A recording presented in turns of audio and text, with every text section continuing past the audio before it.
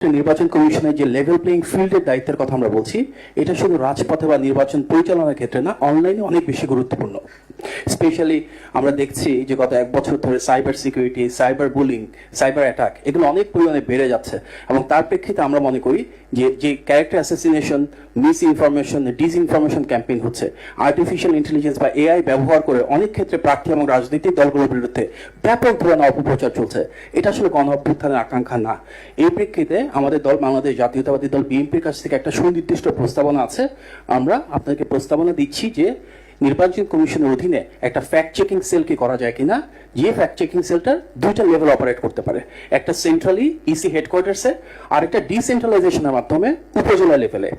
অর্থাৎ যে কোনো প্রার্থী বা যে কোনো দল চাইলে উপজেলা লেভেলে যিনি অ্যাসিস্ট্যান্ট রিটার্নিং অফিসার থাকবেন সেই ইওনোর কাছে অথবা প্রয়োজন হলে রিটার্নিং অফিসার বা ডিসির কাছে বলতে পারেন। একই সাথে সেন্ট্রালি ইসি হেডকোয়ার্টার্সে এসেও উনি কমপ্লেন্টটা লজ করতে পারেন। এই ডিসেন্ট্রালাইজেশনের মূল উদ্দেশ্য হচ্ছে সারা বাংলাদেশ থেকে হয়তো অনেক ব্যাপক পরিমাণ সংখ্যা হবে, সেটা একটা জায়গায় যদি শুধু এখানে নোটিফাই করা হয়, ইনভেস্টিগেশন এবং রিপোর্টিং সিস্টেম হয়তো অনেক বেশি টাইম লাগবে। যার কারণে আমাদের প্রস্তাবনা এটা যদি আমরা উপজেলা লেভেলে দিই এবং একটা নির্দিষ্ট সময় বেঁধে দিই প্রত্যেকটা কমপ্লেইনের এগেইনস্ট ইনভেস্টিগেশনের জন্য, রিপোর্টিং এর জন্য এবং তারপর সেটা ডিসেমিনেশন বা প্রচারণার জন্য, তাহলে হয়তো লেভেল প্লেইং ফিল্ডটা তৈরি করা অনেক সহজতর হবে। সেক্ষেত্রে আমরা প্রপোজ করছি যে আপনাদের যে অ্যাপ আছে সেই অ্যাপের সাথে একটা অ্যাপ্লিকেশনের ঘর রাখার সুযোগ আছে, ফিজিক্যালি লেটার বা অ্যাপ্লিকেশন করার সুযোগ থাকতে পারে, ওয়েবসাইটের মাধ্যমে করা থাকতে পারে এবং যে রেজাল্টটা আসবে, যে কোনো প্রার্থী বা রাজনৈতিক দল যদি কোনো অপপ্রচার বা অপতথ্যের বিরুদ্ধে আপনাদের কাছে অভিযোগ করে, তখন নির্বাচন কমিশন সেটা তদন্ত করে দেখতে পারে এবং সেন্ট্রাল যে ওয়েবসাইট আছে সেখানে যেমন দেওয়া সম্ভব, একই সাথে উপজেলা বা জেলা পর্যায় থেকে যিনি এআরও বা আরও হিসাবে থাকবেন, ওনারা ওনাদের মতন করে সেটা রেগুলার ফিডব্যাক দিতে পারবেন।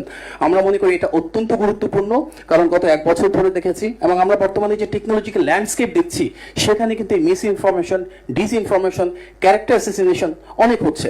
স্পেশালি আমরা নারীর ক্ষমতায়নের কথা বলি, কিন্তু যারা নারী প্রার্থী রয়েছেন, যারা নারী রাজনীতিবিদ রয়েছেন, ওনারাও কিন্তু টার্গেটেড ভাবে এই ধরনের অপপ্রচার এবং হেনস্থার শিকার হচ্ছেন। আমাদের প্রস্তাবনা হচ্ছে এটাকে কার্যকর করবার জন্য ফেসবুক এবং ইউটিউব সহ যেগুলো মোটামুটিভাবে খুব বেশি প্রচলিত সোশ্যাল নেটওয়ার্ক রয়েছে, ওনাদের সাথে কথা বলা সম্ভব, ওনাদের কাছে সার্টেন কন্টেন্ট প্রোভাইড করা সম্ভব, যেগুলো প্রমাণিত অপতথ্য এবং অপপ্রচার থাকবে, সেগুলো ওনাদের সাথে আলোচনার প্রেক্ষিতে কিন্তু ওনারা চাইলে সেটাকে ডিজলভ করতে পারে, সেটা নামিয়ে দিতে পারে। যে অ্যাকাউন্টগুলো থেকে এগুলো হচ্ছে সেগুলোর বিরুদ্ধে হয়তো চাইলে ওনারা ব্যবস্থা নিতে পারেন। এবং এর জন্য ফেসবুক, ইউটিউবের পাশাপাশি আমাদের যে ইন্টারনাল রিসোর্সেসগুলো রয়েছে, এনটিএমসি রয়েছে, মোবাইল অপারেটর রয়েছেন, পুলিশের ডিবি কিংবা পিএবি, সিআইডি, ওনারা এই ক্ষেত্রে ভূমিকা রাখতে পারেন এবং ইউএনডিপি এবং আইএফএস এর কিন্তু এই ধরনের ভালো ক্যাপাসিটি রয়েছে। আমরা যদি আমাদের যারা ইন্টারন্যাশনাল পার্টনার্স রয়েছেন ওনাদের সাথে কাজ করি, তাহলে এই সমস্যাটা অনেক সমাধান করা সম্ভব হবে ইনশাআল্লাহ।